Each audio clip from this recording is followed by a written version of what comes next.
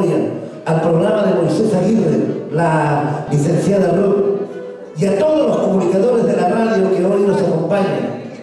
Quiero agradecer a todos los artistas que están ahí. Los 12 artistas que han desfilado esta noche están allí para poder realizar el fin de fiesta. Pero viene la presentación, señoras y señores.